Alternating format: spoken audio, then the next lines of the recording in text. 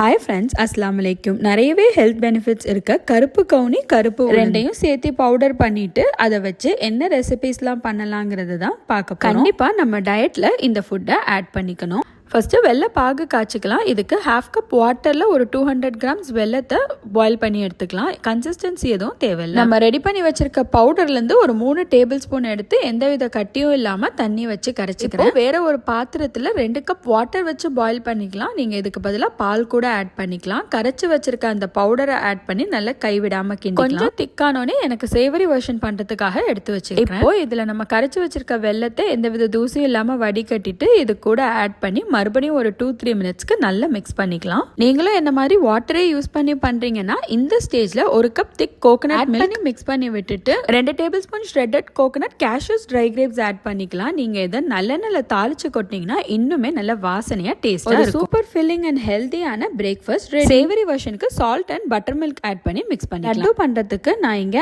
Almonds, பிஸ்தா, walnut, pumpkin seeds, chia seeds எல்லாமே ஒரு கைப்பிடி அளவு எடுத்திருக்கேன். இப்போ இது எல்லாத்தையும் 1 டீஸ்பூன் நெய்ல ரோஸ்ட் பண்ணி எடுத்துக்கலாம். உங்ககிட்ட எந்த நட்ஸ் இருக்கோ அதை ஆட் பண்ணிக்கோங்க. இதுதான் ஆட் பண்ணணும்னு கிடையாது. ரோஸ்ட் பண்ணிட்டு இருக்கும் போது தான் மக்கன்னாவும் ஆட் பண்ணா என்னன்னு தோணுச்சு. அதனால ஒரு கைப்பிடி மக்கன்னாவுமே ஆட் பண்ணிக்கிட்டேன். இப்போ இது எல்லாத்தையும் வேற ஒரு பாத்திரத்துல மாறிட்டு இது நல்லா ஆறட்டும். அதே பேன்ல 1 டீஸ்பூன் நெய் நம்ம ரெடி பண்ணி வச்சுக்க பவுடர்ல ஒரு கப் எடுத்திருக்கேன். அதை இந்த மாதிரி நல்லா கலர் சேஞ்ச் ஆகுற வரைக்கும் ரோஸ்ட் பண்ணிக்கலாம். நட்ஸ் எல்லாம் நல்லா ஆறிடுச்சு. மிக்ஸி ஜார்ல மாத்திட்டு ஒரு கைப்பிடி உடைச்ச கல்லையும் வறுத்த வேர்க்கல்லையும் ஆட் பண்ணிட்டு பல்ஸ் மோட்ல ஒரு 2-3 டைம்ஸ் கிரைண்ட் பண்ணிக்கோங்க. ரொம்ப கிரைண்ட் பண்ணா நட்ஸ்ல இருக்கிற எண்ணெய் பிரிஞ்சு 1.5 கப் டேட்ஸ் ஆட் பண்ணிருக்கேன். ஃபுல்லா டேட்ஸ் கூட யூஸ் பண்ணிக்கலாம். பசங்களுக்கு ஃபர்ஸ்ட் டைம் கொடுக்கறதுனால கொஞ்சம் ஸ்வீட்டா இருக்கட்டும். கொஞ்சமா ஜாகரி பவுடர் ஆட் பண்ணிட்டு இந்த மாதிரி ஷேக் பண்ணி விட்டுக்கலாம். நம்ம வறுத்து வச்சிருக்க நட்ஸையும் ஆட் பண்ணி எல்லாத்தையும் ஒன்னா சேர்ந்து வர மாதிரி பவுடர் பண்ணிட்டு வேற ஒரு பாத்திரத்துல மாத்திக்கலாம். இப்போ இதை லட்டு மாதிரி பிடிச்சிக்கலாம். உங்களுக்கு சப்போஸ் லட்டா பிடிக்க வரலன்னா கொஞ்சமா நெய் சேர்த்து பிடிச்சிக்கோங்க. எனக்கு கரெக்டா தான் இருந்துச்சு. பசங்களுக்கு கொடுக்கும் போது